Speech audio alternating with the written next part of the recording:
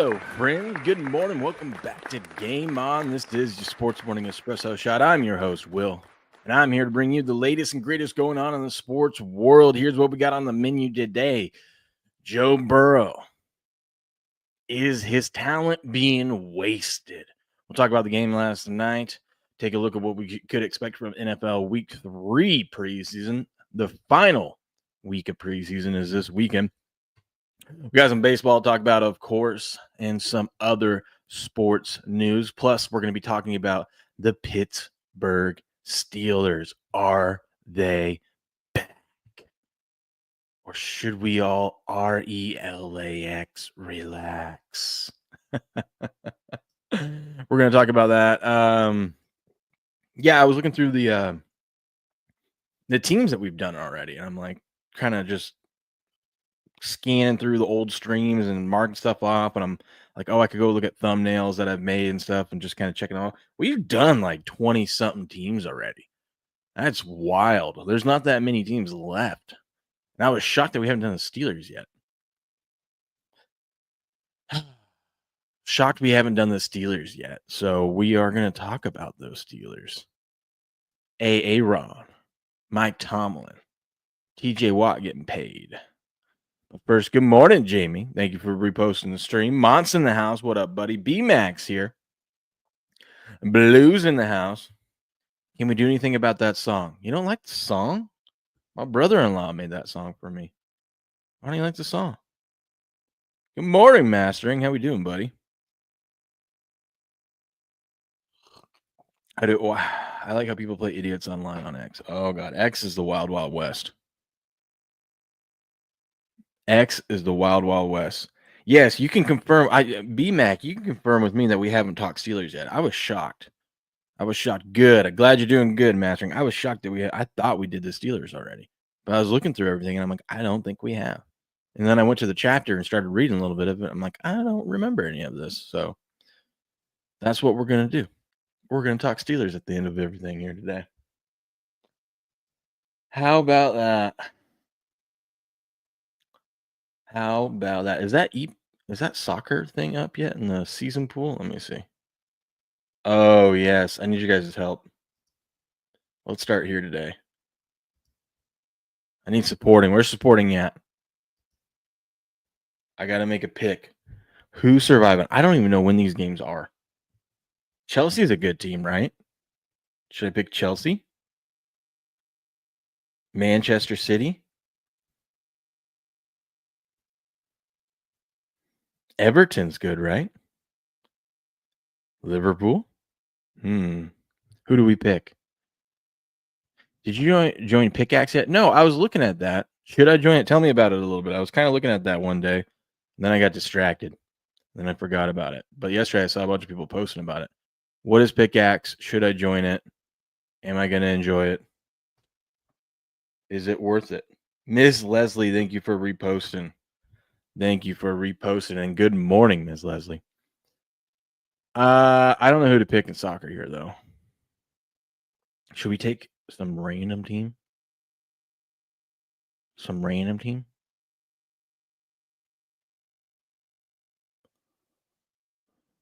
Take Chelsea. West Ham is in shambles at the moment. Done. I don't even know if I'm supposed to burn Chelsea this early, but who cares? Survive and advance, baby.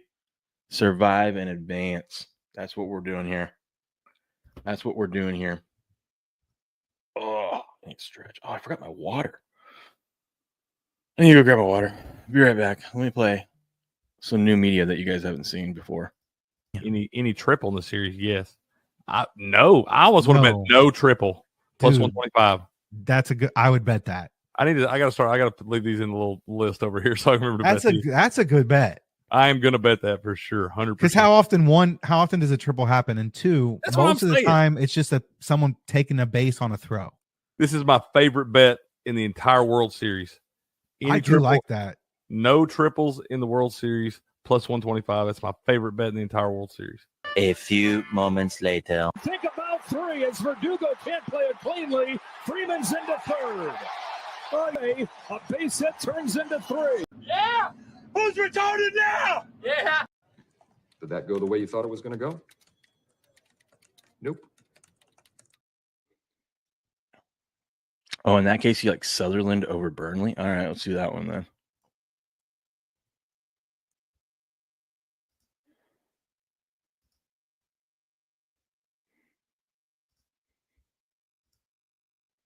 Boom. There we go. Good morning, Patriot. It's a freedom of speech and freedom of reach platform, unlike X. I just feel like it's really hard to get reach on X.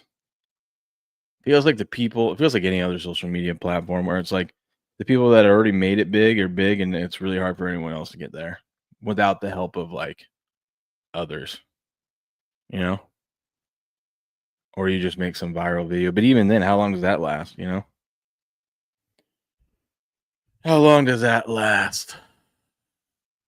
But here we are. Let's see. Where do we want to start?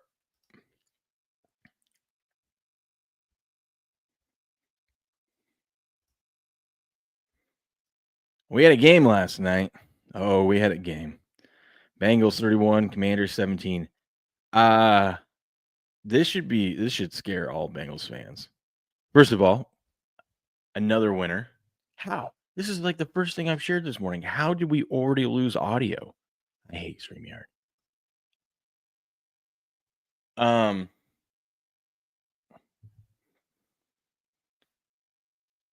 This should be concerning for Bengals fans, but Bengals fans, because that defense is terrible. Commanders are missing one of their running backs and Scary Terry, and they still came out with Jaden Daniels and embarrassed that defense and put up 14 points like it was nothing. Now, the Bengals did cash the first half cover, and that's like 3 or 4 in a row now of NFL preseason games I won. Pretty excited about that, or picks I've won. But Bengals scored 2 touchdowns in like the last minute of the first half to easily cover that for us. Not very exciting second half at all. But man, the Bengals, it's going to be a long season. I think even if they pay Trey Hendrickson, it's not going to matter. Bengals are going to have to put up 35 points a game, which they can do. But even then, we saw last year, a couple times they lost games where they put up 35 points and they still lost. That defense is just terrible.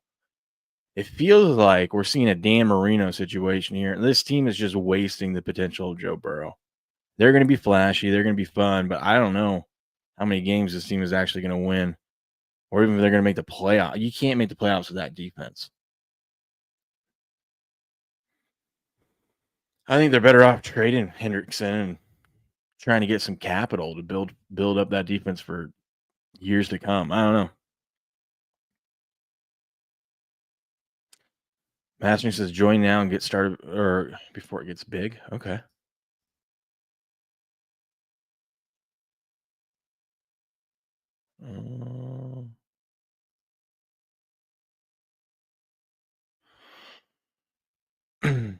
Check my ex, this Greg guy. Okay, let me look.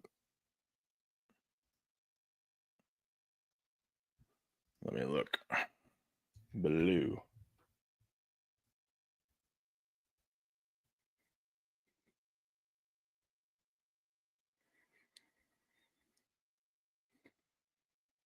The Greg guy?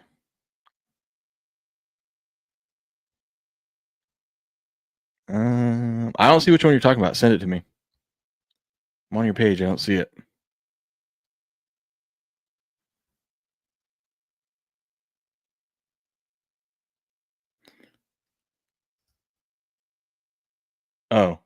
Oh, Greg Peterson. Oh, this guy, Greg. Yeah. Let's see. What did you say? Tesla recommends at least 4 hours of sleep and a few power naps to get the most out of your day.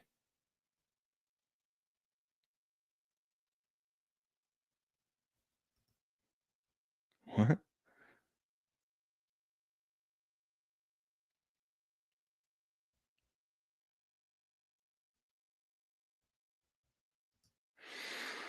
That's odd. That's odd. Silly. But yeah, the Bengals. Thank you for cashing the first half. I think I'm going to play over in every single Bengals game. Now, I don't know how. I mean, I think this does help us because, man, the Commanders looked so good yesterday. I think this is going to help us. I think the Commanders are looking better than they actually are. Not saying they're not good, but I think yesterday's performance. I mean, look at they had Jaden Daniels play, and he didn't even throw a pass in the game. He had a one run for 14 yards, which was a touchdown. But that's funny. That's all he played. And they still put up 14 points in that first quarter, real quick.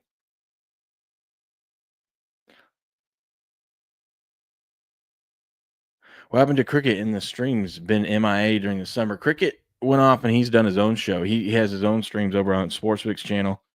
He does it every Monday through Friday at 3 p.m. Eastern. He's crushing it over there.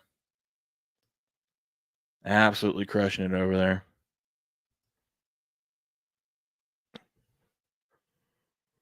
But yeah, last night's game. Oh, I'm tired. Last night's game, that puts a bow in it for us for NFL preseason week 2. When's the next game? Let's see.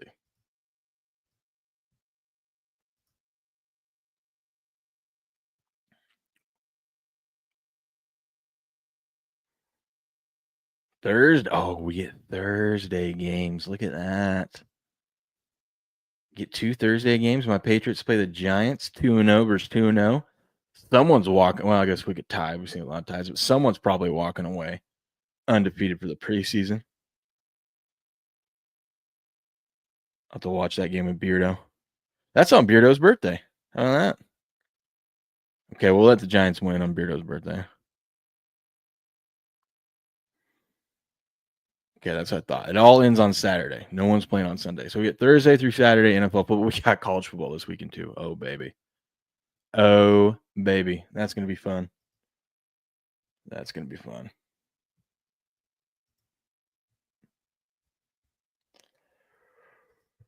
If you haven't already, I'm yawning, trying to wake up. We got 12 of us in here right now. That's pretty good. Come join the Pigskin Pick'em. Every game against the spread. If you want to join, there it is. Every game against the spread. Come join. It's a free contest. All NFL season long. What up, supporting? Sporting says we had disagreement about sponsors. Not sort of. Cricket decided to bash and make fun of one of our sponsors on a stream, which caused that sponsor to not want to be a sponsor anymore, which is totally reasonable. I asked Crick not to do that again. He said, "Fuck that. Those guys are pussies." I said, "Crick, you can't keep doing that." And he wouldn't just say he wouldn't do it again. So we took a little break, and that's where we're at. I get where he was coming from, but all I wanted him to do was say, "Hey, I won't say anything negative about a future sponsor on the show." And I said, "Thanks, man. That's all I wanted." And I would have been like, "Thanks," but no. So he went off and did his own thing. We're still good. We still talk. It's all good. We'll probably come on the show at some point. We'll see. But yeah, go join the Pigskin Pick'em. It'll be fun. Did the sponsor's name rhyme with Shortnoy? No, it didn't. You kidding me? Yeah, Portnoy would have. I think Portnoy would like being made fun of or something like that if it was legitimate and funny. Look who's back in Pullman. Clay back at the old stomping grounds. How about that?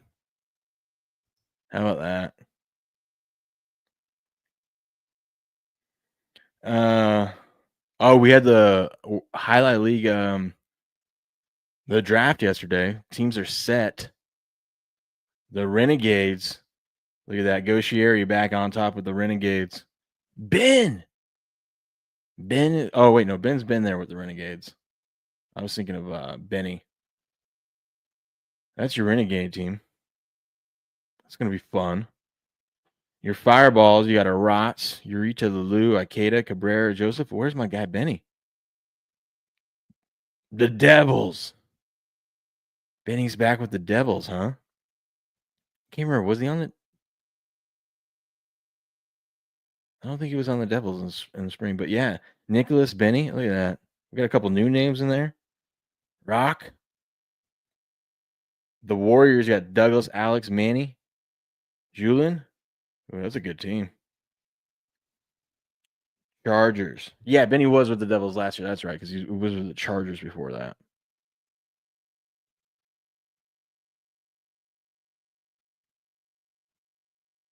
Bueno still with the Cyclones. This is going to be fun. It's going to be a good season. That starts up after the first Sunday of football. What up, Buku? Morning squad, 50 days until NHL season starts. That's crazy, dude. It feels like we just finished the NHL season not too long ago. And they're back.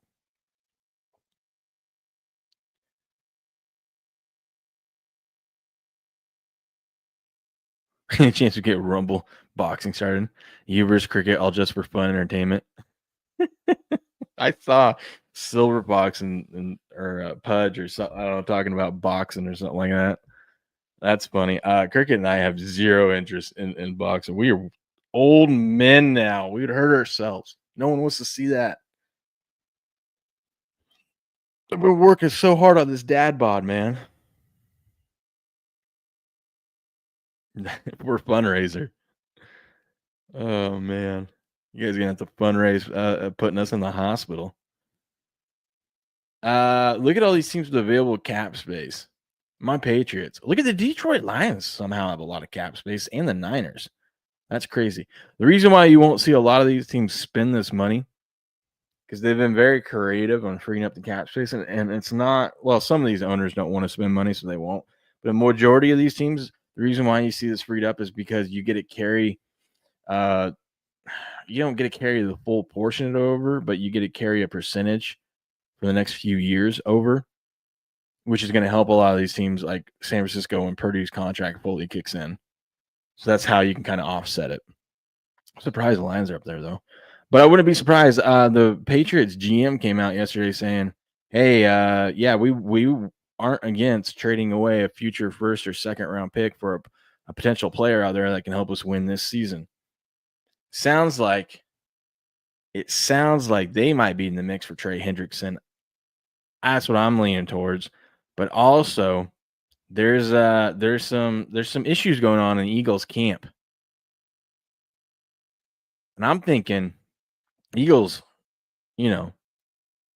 they've structured all these contracts beautifully, but they still at some point they have a lot of high paying contracts for the next 5 years or so. I'm sure they would like to get off of some of them. I wouldn't be surprised if we see AJ Brown moved. Apparently there's some issues with AJ Brown and the team chemistry. But landing in New England with Mike Vrabel, reuniting with Mike Vrabel, that might be a spot. I know that the Patriots are trying to get another good wide receiver. They've been in talks with Washington about Scary Terry. Don't be surprised. And then when it does happen, remember you heard it here first at Game On. AJ Brown, New England Patriots. How about that? What up, Lousy Larry? I miss boxing. It hasn't felt the same since Arturo Gatti died. I have no idea who that is, but I agree with you. Just ain't the same. You know your league's slipping when lawyers are the most valuable players.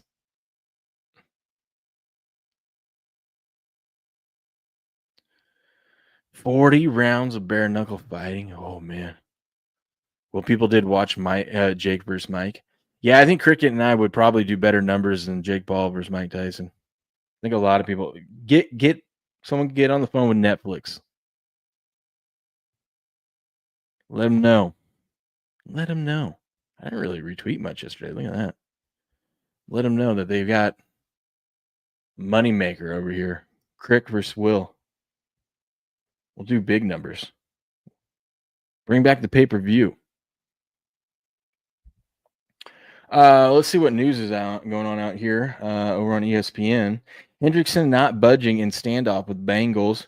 Commanders, let's see. Robinson sits out amid uncertainty. Yeah, they didn't have him or Scary Terry, and they still just went out there like it was nothing. Apparently, Cam Ward is getting in fights with defensive tackles in training camp. What are we doing?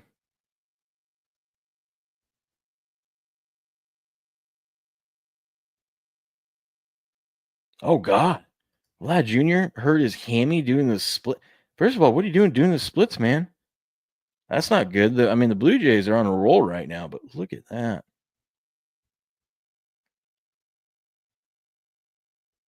Let's see if I can find it on X. Vlad Guerrero Jr. injury.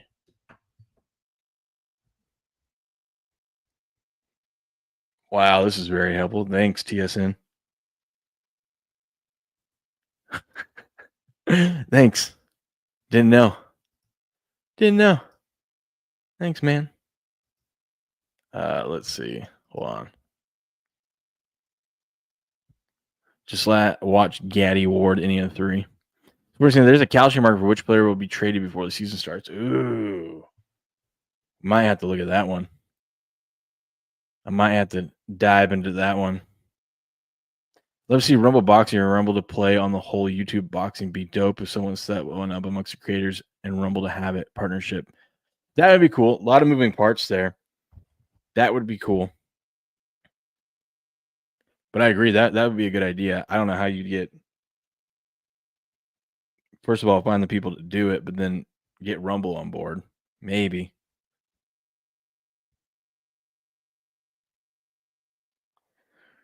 You probably have to do it and like pre-record it and like make it a production, edit it, and then try to present it to Rumble and see if they can play it. Hype it up like it's live. Let's see. That's in June. Oh, here we go. Found it. Let's watch it. It's hit up the middle to his left. Bichette.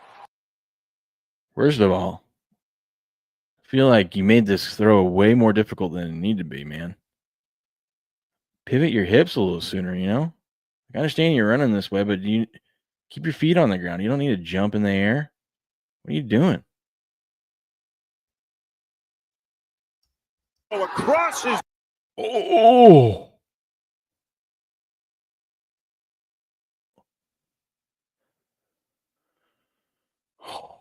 How old is Vlad? He's like 28. He's not only a 28-year-old. I don't think a big old grown man like him should be doing the splits like that anyways. Oh my God. Dude, and I don't even think he got the out. Let's see. Has to throw across his body, and what a play by Guerrero at the other end. Oh, he got it. Well, it didn't seem to hurt him there, but God, it didn't look good. You should be able to do that as a first baseman? Really?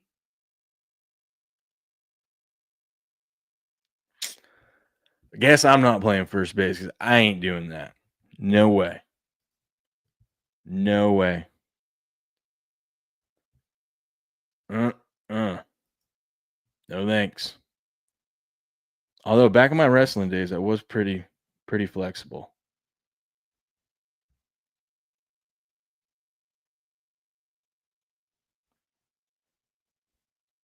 What else we got? What else do we got? I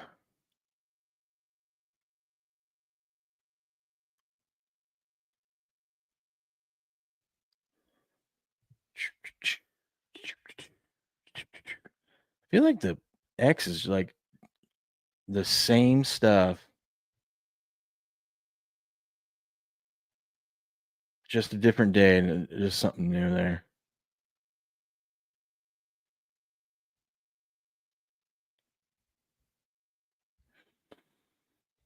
But the same stuff going around and around and around. Let's see. Terry McLaurin's demands are stated in the video from last week in the final 4 seconds.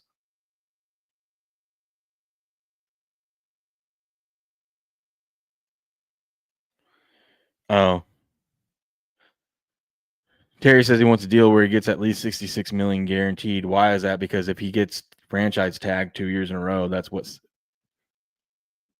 he would be worth, the $66 million, which is silly. Like, so these teams that try to like hold off on the last deal of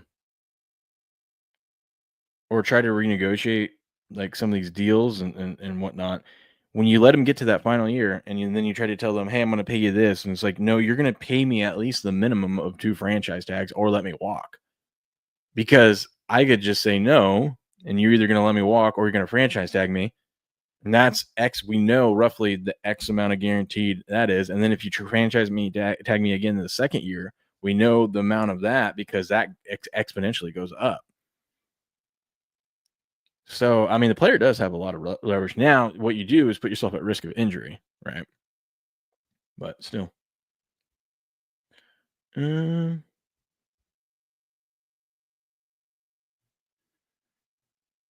Dude, this looks like my Patriot. Is this your nightmare? This looks like my nightmare. Oh my God. You will not ever catch me in traffic like that. I would rather walk than sit through traffic. Oh my God.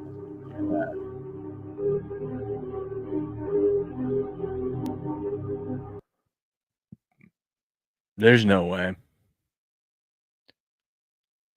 I think it's San Francisco. I think that's what it says. I think it says San Francisco. Hold on. Yeah, it says the Oakland San Francisco Bay Bridge averages 260,000 vehicles a day, each paying $8 a toll. That's also insane. It's a lot of money.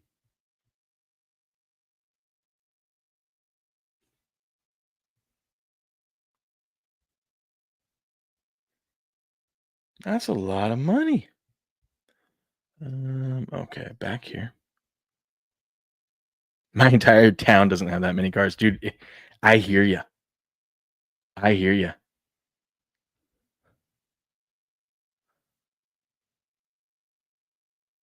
The only thing I'm splitting these days is aces.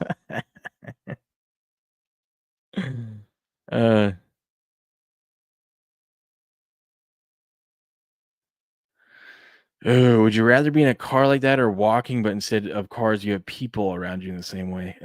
I think I could handle the people. I wouldn't like the people either, but I could handle the people better than sitting in a car. The George Washington Bridge in New York is $16 to cross. Why do people go there then? Oh, there's Derp. Derp is in the house. I cried a little. Rich Eisen was on ESPN with the classic music and logos last night after 22 years. Yeah, I saw some of that going around. That's exciting. That's exciting.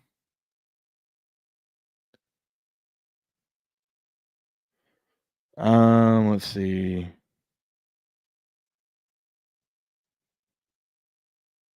Texas Tech running back blew out his knee yesterday. That's not good. That's not good. Let's get into the MLB. Let's take a look at what's going on in MLB, huh?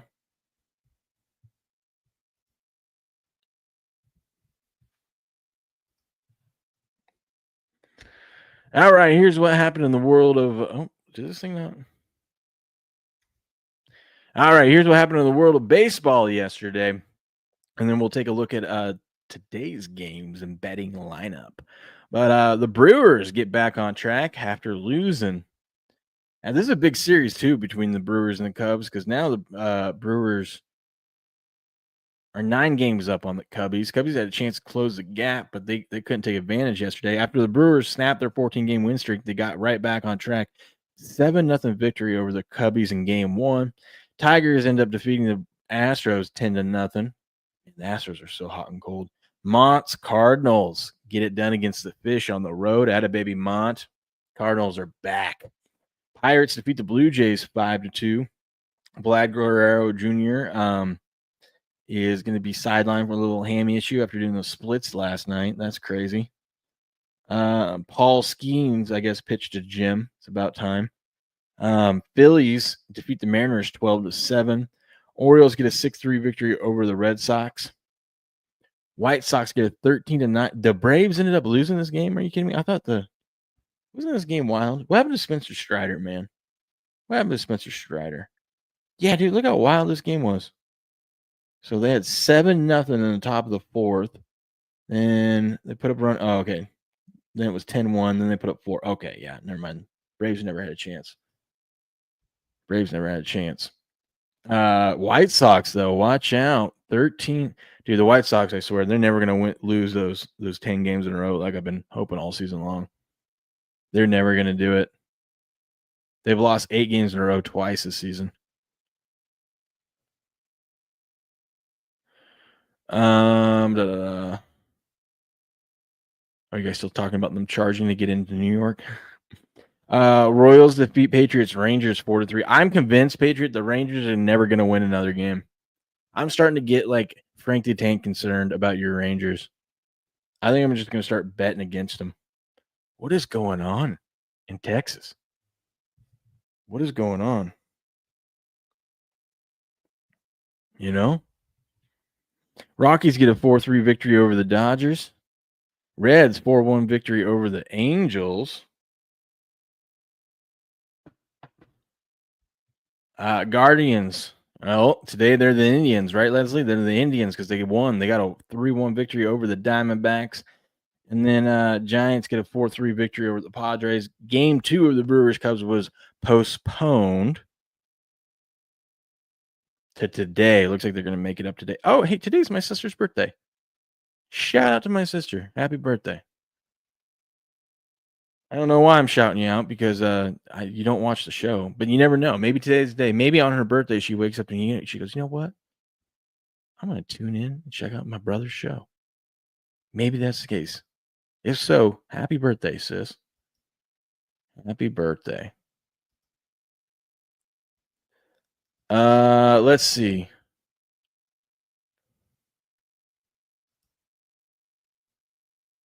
Yep, Indians, they won. That's right. Cubbies, let's see. Here's what we got for today. Game 1, Brewers, Cubbies. Cubbies minus 140, home favorites. Brewers plus 115 on the comeback. Sharp money and Action Hour expert likes the Cubbies today. Big money on the Brewers, though. 56% of the bet, 68% of the money back in Milwaukee. Astros, Tigers. Tigers minus 173, home favorites. Astros plus 145 on the comeback. Big money on the Astros. 34% of the bet, 63% of the money back in Houston. Cardinals and the Marlins. Marlins minus 135, home favorites. Cardinals plus 115. Sharp money and big money on the Cards. 46% of the bets, 58% of the money on the Cards. Cards were dogs yesterday, too, and they got the win. Can they keep it up? Can they do it 2 days in a row, Mont? Can they do it 2 days in a row? Blue Jays, Pirates. Blue Jays minus 145. Road favorites. Pirates plus 125 on the comeback. Big money on the Blue Jays. 80% of the bets, 92% of the money back in the Jays. That is crazy. Like how in baseball, they just don't care if one of your good players goes out. They're like, next man up. Grass Guy says action has been pretty good lately. It has its moments. It goes through heaters. Mariners and Phillies. Phillies minus 183, home favorites. Mariners plus 155 on the comeback. Sharp money on the Phillies. 77% of the overall money is on Philadelphia there.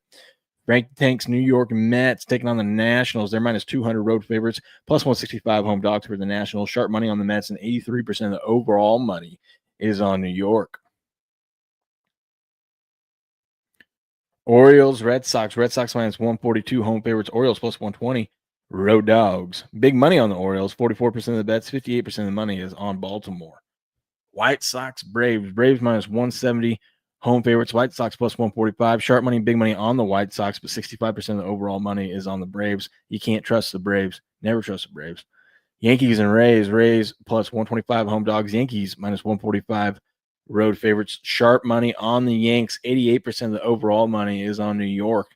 Rangers, Royals, coin flip game. Sharp money liking the Rangers today. I'm convinced they're not going to win another game the rest of the season. 59% of the overall money is on Texas today. A's and Twinkies. Twins minus 145, home favorites. A's plus 125 on the comeback. Big money on the A's. 34% of the bets, but 60% of the overall money is on Sacramento. Brewers, Cubbies, game 2. Cubs minus 105, Brewers plus 110. Sharp money on the Brewers. 68% of the overall money is on the Brewers. Patriot says, my dogs are begging to come inside for AC. That hot out there, huh? Dang. Dodgers, Rockies. Dodgers minus 275. Road favorites. Rockies plus 230. Home dogs. Don't bet the Rockies. I'm not saying bet the Dodgers. Just don't bet the Rockies. 93% of the overall money is on LA there. Reds and the Angels. Reds minus 150. Road favorites. Angels plus 125. Home dogs. Sharp money and big money on the Reds. 82% of the overall money is on Cincinnati there. Giants and the Padres. Padres minus 235. Home favorites. Giants plus 195. Road dogs. Sharp money on the Giants. 79% of the overall money is on the Padres. And then I heard something funny yesterday. I can't take credit. I think it was Scott Seidenberg on his new show, Better Days. The Dodgers swept the Padres this weekend. I can't believe I didn't think of this. But he said something along the lines of LA showed the Padres who daddy really is. Get it? Padres, daddy, father. Get it? He did it better than I did. I would totally admit that. But I thought it was funny.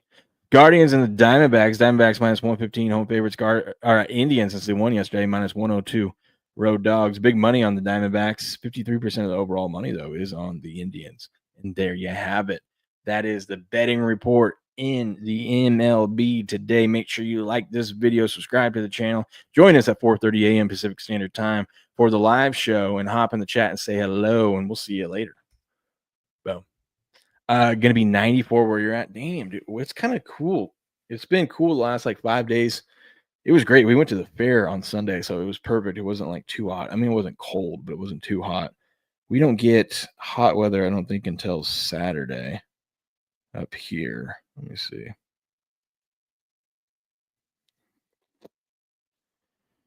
Yeah. I mean, it's not cold, but it's next few days, it's low 80s. And then starting Friday, it's 88. And then after that, the next 5 days, it's in the 90s. That's going to suck. 90s is hot up here. 90s is hot up here. You know?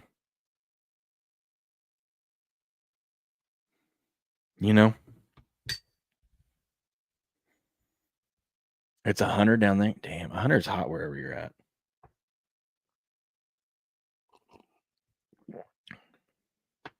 Although I will say, after a few days in Vegas, when it got down to 104, I was like, it's a nice, cool 104 out here today. You know? Hey, let's talk Steelers, huh?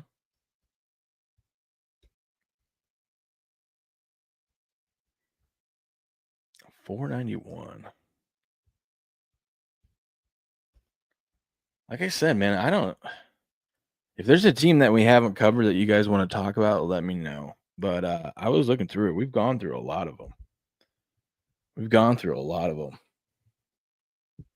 But you let me know. Derp says that's what I've been waiting for. The Steelers? Is that the only reason you tuned in? Is because we're going to talk Steelers? Oh, Pittsburgh Steelers. All right, we're going to cover the Pittsburgh Steelers 2025 preview. Taking a look at Warren Sharp's breakdown of it. We're going to be reacting to it. And, you can check us live at 4:30 a.m. Pacific Standard Time, where we do this on the daily show, the Sports Morning Espresso Shot. If you're watching the video of this, make sure you smash the like button, subscribe to the channel so you don't miss out on all these other teams. But we've been covering every team, or we're getting through every team in the NFL one a day. Today we're on the Pittsburgh Steelers. I thought we did the Steelers already, but apparently not. But here we are. The Pittsburgh Steelers. Mike Tomlin going into his 19th season. Did you guys know Mike Tomlin has never had a losing season? Isn't that crazy? Bet you've never heard that one before. Only goes around every start of the season and end of the season. 8.5 projected win total. I feel like that's just classic Steelers. 8.5 is where you're at. At least the Steelers the last few years.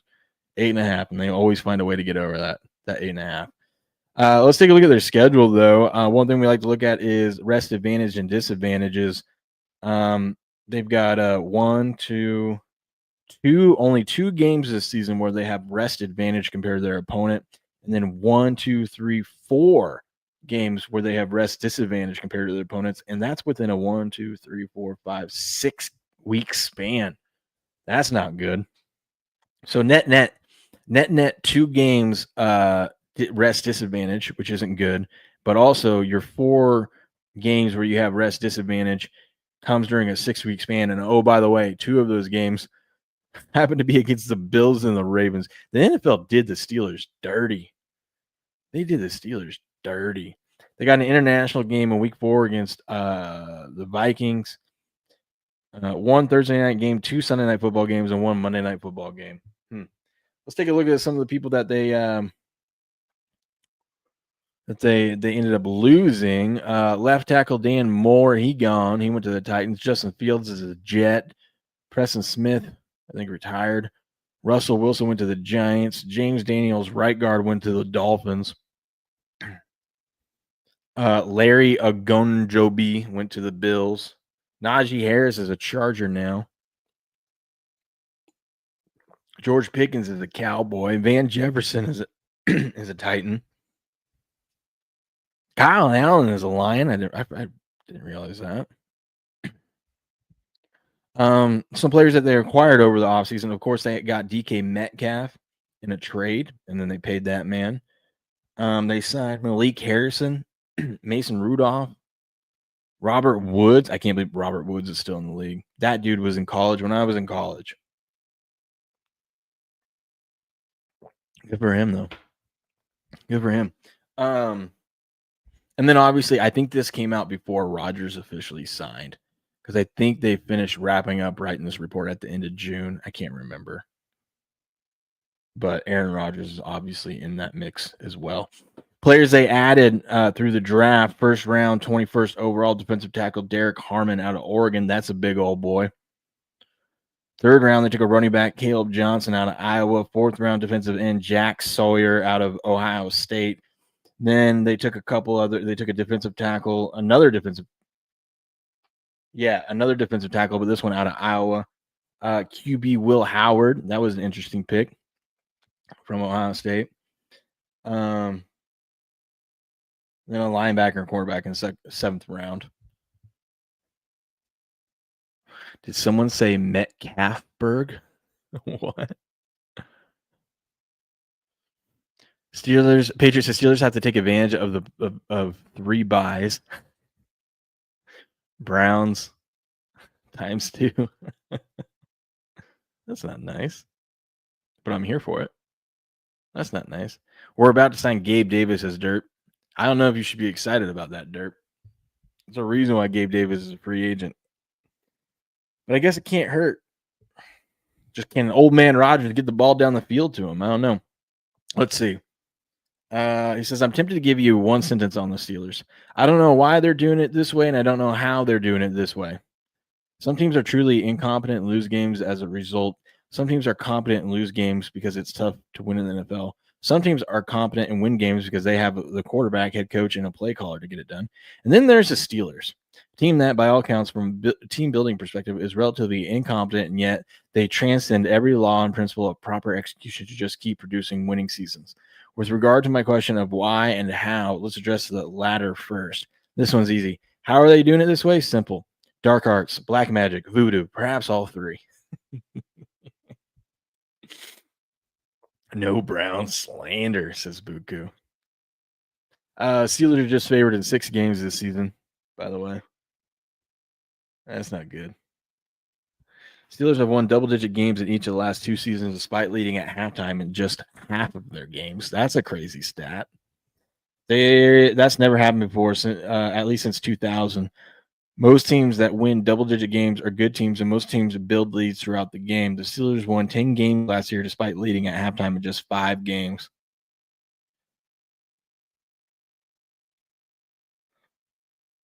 Most teams that win 10 games have a decent offense. There have been 61 teams to win 10 or more games in the last 5 seasons. Of the 61 offenses, the Steelers over the last 2 years ranked 59 and 60 in yards per play, 58 and 59 in success rate, 56 and 60 in EPA per play. Yikes.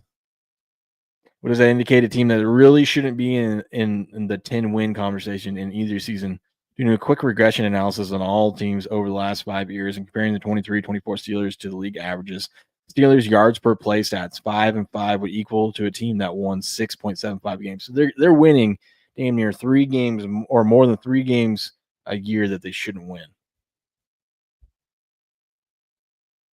Patriot says it's because they got linemen. All right. We get it. So a bunch of these stats are just going to tell you how it doesn't make sense that the Steelers are doing what they're doing, but they're the Steelers, and that's what they do. The Steelers are plus 16 in turnover margin last year. That helps. They were plus 16 in turnover margin. They're now 15-6 in one-score games over the last 2 seasons. That also helps. That's 71%. They won the number 3 most one-score games in the NFL, 15, and have the number 3 best win rate over the last 2 seasons. The only 2 teams that were better than them were the Super Bowl champs, the Eagles and the Chiefs. Steelers should be in the Super Bowl. I think that's what he's saying. Steelers, what are you doing? Get to the Super Bowl. Steelers against the spread record was 11-6 last season. That's really good. You'll take that. And against the spread as a home favorite, they were 3-1.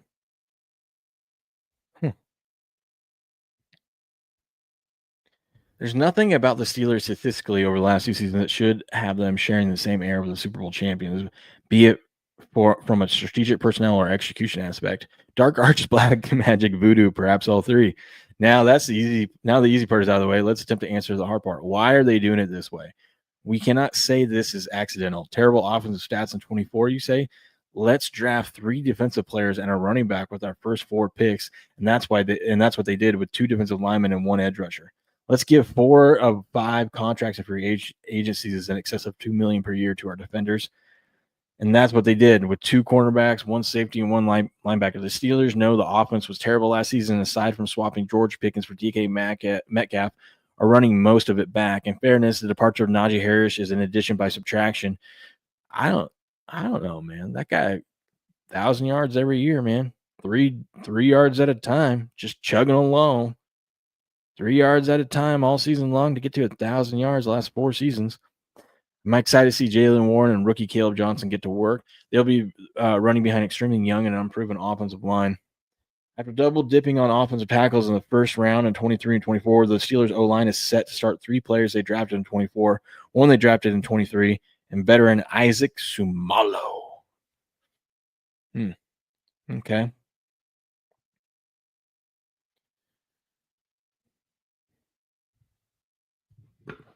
The Steelers should have won far fewer games than they did over the last 2 seasons. The number 1 catalyst to winning is a franchise quarterback.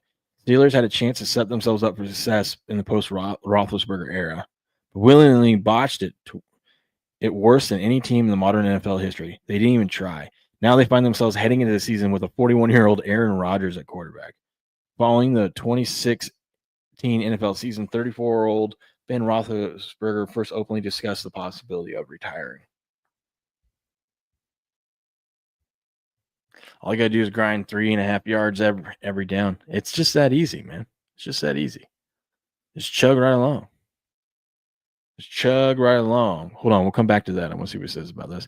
After not drafting a quarterback since 2013, Landry Jones in round 4, the Steelers decided in the next draft to take another 4th-round QB, Joshua Dobbs, the Rocket Man.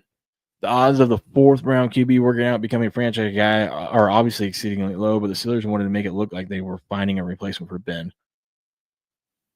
Following the 2017 season, Roethlisberger discussed the possibility of retiring.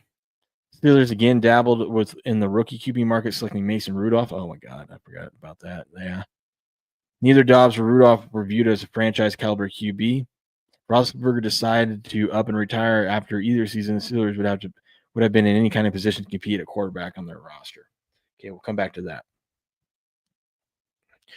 Ground and pound, hard-nosed football, great defense. Try to stop it, says B-Mac. Atta baby.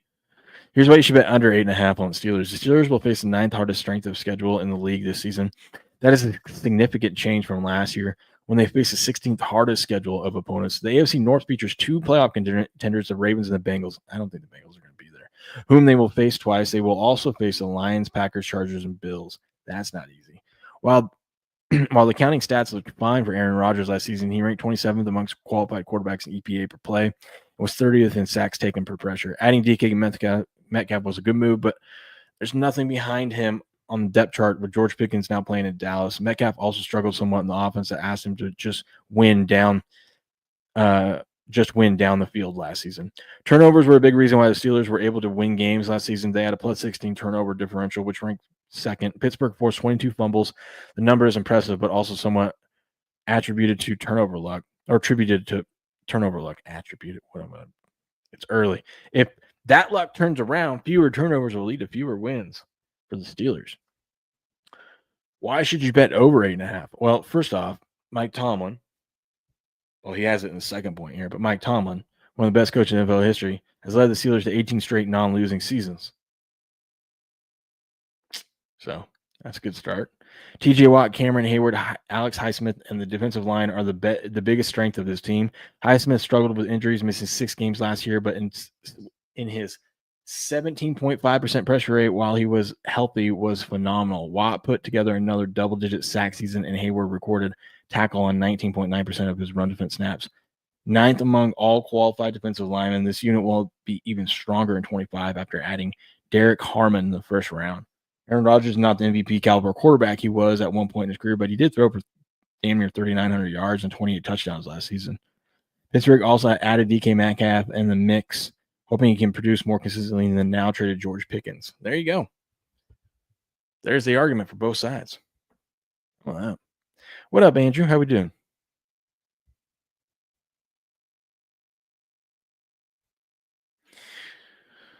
Just 2 weeks into the 2019 season, 37-year-old Roethlisberger suffered a season-ending elbow injury. Pittsburgh finished 8-8. It was following their Week 2 game that the Steelers made an insane decision. One day after Roethlisberger suffered his elbow injury, sitting at 0-2 and surely set up for a better 2020 draft pick than what they had in years past, the Steelers traded their first-round pick and a fifth-round pick to Miami Dolphins in exchange for Minkah Fitzpatrick, who is now back in Miami. That's crazy. Steelers on the precipice of their highest first-round draft pick in years due to what likely to be their worst record in years, traded away the pick and stuck with 38-year-old QB coming off an injury. That was kind of funny. Yeah, I forgot about that.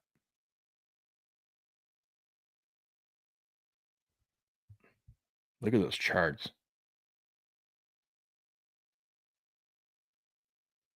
Look at those charts. Beautiful charts. Even if the Steelers kept the pick and couldn't trade up for one of the top 3 QBs, they could have drafted Jordan Love, Jalen Hurts. I mean, could have, should have, would have. You never know. No one knew what Jordan Love or Jalen Hurts were going to be. And who knows if that would have worked in Pittsburgh.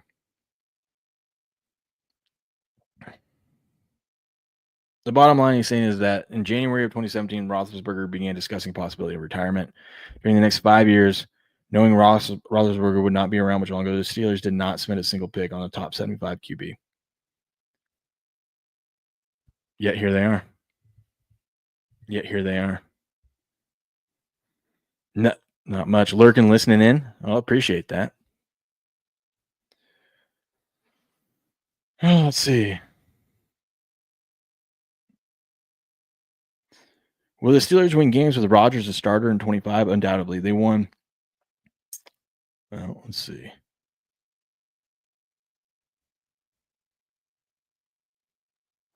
Those are all the quarterbacks that they had and did not have a losing season. That is crazy.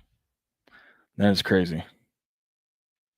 unlikely to win big with Rodgers as a starter in 25, but they're likely to win just enough games to keep them out of the quarterback sweepstakes in 26, which puts them right back where they've been in quarterback limbo. As fans know, the Steelers haven't had a losing season since 2003, best in the NFL. They've made the playoffs 8 times since 2014, which is second best in the NFL. But they don't win. They have the 6th worst playoff record. They're 3-8 in the last 11 games in the playoffs. Not great.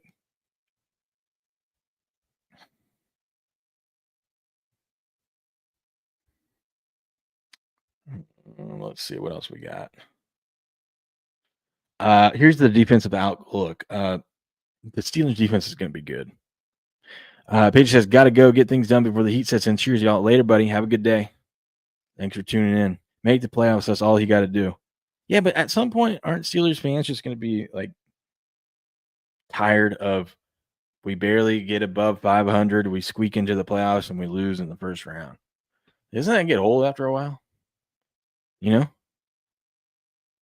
But you're right. The defense is stacked. TJ Watt and Jalen Ramsey. Yep. Cam Hayward, all these big old boys. Derek Harmon, the new draft pick.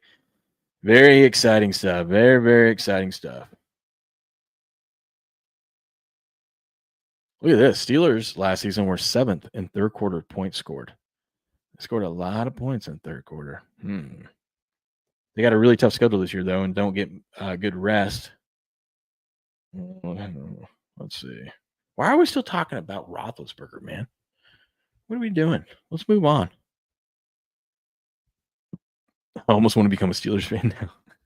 Fair enough. If you told me that Smith, Russell Wilson, first down offense would be worse than Matt Canada, Kenny Pickett first down offense, I wouldn't have believed you in a million years, but it was. Wow. Look at that. Let's just say.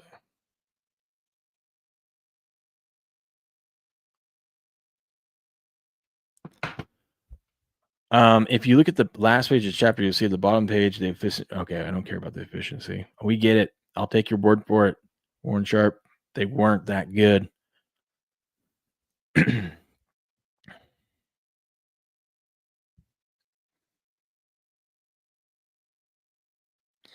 They have 10 opening drive touchdowns total. 6 teams have 30-plus opening drive touchdowns. The Giants and Jaguars, 2 of the runts of the NFL. Oh, man.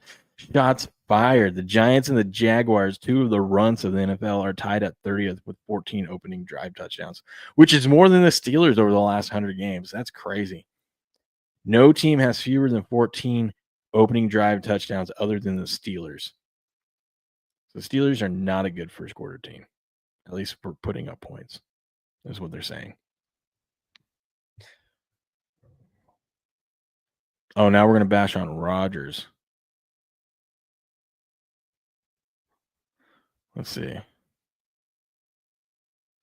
All those quarterbacks average more yards than all these stats than him. By the way, all of them played a tougher schedule of pass defense last year than Rodgers. The best way to measure quarterback efficiency is when they are unpressured to get more of an accurate gauge of their performance in bankable situations. So let's compare the Steelers QB room to Aaron Rodgers.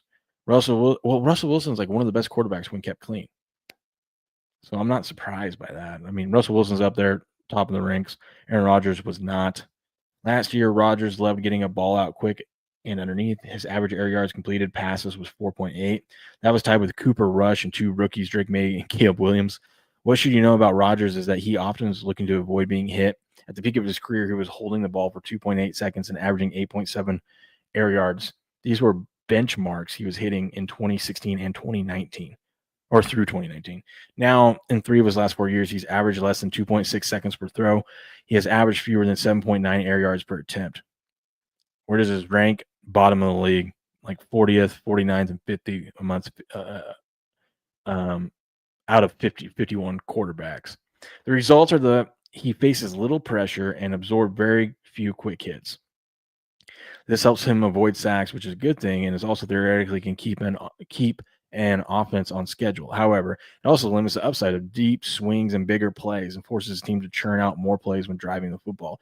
In terms of schedule in 25 teams will be facing, it's not going to be easy. There were 31 different teams to make the playoffs since 2017. There have been 22 teams to make at least 3 playoff games since 2017, but the only team to go winless in at least 3 trips to the playoffs is the Pittsburgh Steelers. They've made the playoffs 5 times since 2017, and they're 0-5. That is not good. That is not good. Fortunately, the way their schedule is set up this year, it's tough to imagine they'll be rolling well enough to end the season to win a playoff game. They play in Ireland in week 4 and have the earliest bye week possible. From week 7, their schedule ranks number 1 most difficult based on opponent and number 3 most difficult based on rest. This sounds similar to last year. That's because it is. Talked all offseason last year how the Steelers had the NFL's number 1 toughest schedule, including the absolute gauntlet from week 11 onward. Of course, the Steelers were sitting at 7-2 in first place in the AFC North before hitting that gauntlet. They went 3-5 the rest of the way, and it was hilarious to me how people blamed Russ for the Steelers losing 4 straight to close the season. That is a good point. They played the Eagles and the Ravens on the road, then the Chiefs to complete the 3 games in 10 days, followed by a narrow 2-point loss to the Bengals in Week 18. Those who have studied the schedule in detail knew that no matter who the Steelers had at quarterback, they wouldn't win down the stretch. Well, rinse and repeat in 25. The only difference is that instead of having a nice Week 9 bye in the middle of the schedule, it's a month earlier. It starts with a short week road game on Thursday in Cincinnati, Week 7. Short week road games are brutal, and this is the first of 2 for the Steelers down the stretch. Then they play Week 10 across the country in Los Angeles on Sunday Night Football, meaning a game with a bad body clock for the East Coast Steelers. Week 11, they play the Bengals, who are off a bye. Thus, a 7-day rest disadvantage for Steelers. 2 weeks later, they play the Bills, who are off a mini bye, having played the prior Thursday. Thus, a 3-day rest disadvantage for the Steelers. The very next week, they play the Ravens, who likewise off a mini bye, having played the prior Thursday night game. Thus, another 3-day rest disadvantage for the Steelers. Then in Week 16, they play the Detroit on a short week road game with rest disadvantage as Pittsburgh is off a Week 15 Monday Night Football game. That is not good. That's a brutal way to run. That is not good. We were talking about that at the beginning of this. That is tough. That's tough for anyone. No. Ooh. Maybe we take the Steelers now and then sell them starting Week 7. Maybe Week 8. I think they could beat the Bengals. Bengals don't have a defense at all. So old man Rodgers should put up some numbers. Rest will likely be the issue down the stretch there. By late November, mid-December, this team will be dragging, and then they have to play against more rested opponents who just happen to have teams like the Bills, Lions, and Ravens. Yeah, that's not good. That's not good at all. Last year, the Steelers have played 7 games against teams that had a winning record from Week 10 onward, most in the NFL. Fortunately, the schedule this year is set up for them to have another brutal close to the season. But this is what the Steelers do. They find a way. They find a way, and they got a Hall of Fame quarterback leading them down the stretch here. What could go wrong? The patchy holes with duct tape, summon magic on defense, and ride the wave just long enough to land squarely in the middle of the NFL's great quarterback purgatory. But the quarterback purgatory is no place to build a future. The Steelers had nearly a decade to plan for life after Roethlisberger and punted every single opportunity. Now they're stuck again, good enough to hover, never bad enough to reset, and always just competent enough to convince themselves they're close. For the Steelers, 25 simply cannot be a few dramatic wins, a few baffling losses, and a playoff spot. That's more of a mirage than momentum. That's what I'm saying. You got to get tired of going into the playoffs. I mean, you haven't won a playoff game since what, 2016? 0-5 since 2017? Team is full of all-stars feels good. All right. As long as you guys feel good about it. For a franchise with 6 Lombardis and NFL's longest streak without a losing season, the true heartbreaker is no longer missing the playoffs. It's never having a reasonable shot at the postseason run because there isn't a franchise quarterback they believe in. Till the Steelers make finding him their top priority, nothing else matters. I think I agree with that.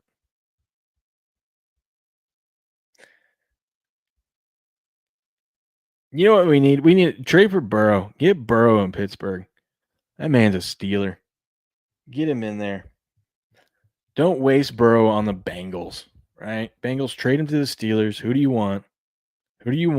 Let's get Burrow in there. Could you imagine a Burrow-led Steeler team? It'd be like night and day what their offense looks like now. There's your 2025 Steelers preview. Let me know what you think in the comments below. Smash the like button, subscribe to the channel. I'll catch you on the next episode. Boom. Mighty Megatron says no. Well, if you watched last night, I have no confidence that the Bengals are ever going to figure it out with Burrow. Dude could put up 35 a game and they still are going to lose some games. That defense is atrocious. Absolutely atrocious. Even if you get Trey Hendrickson back, I don't think it's going to – well, we did go through his stats. It is going to make a difference, but how much can one man really do? Although his stats are pretty insane. when you look at how well the team plays when he's on the field and off the field. But we'll see. We'll see, man. We've seen this before in the NFL. Hopefully it's not a Dan Marino situation, just wasting potential talent. We'll see. But that's going to put a bow on it for today. I got to go get ready for work.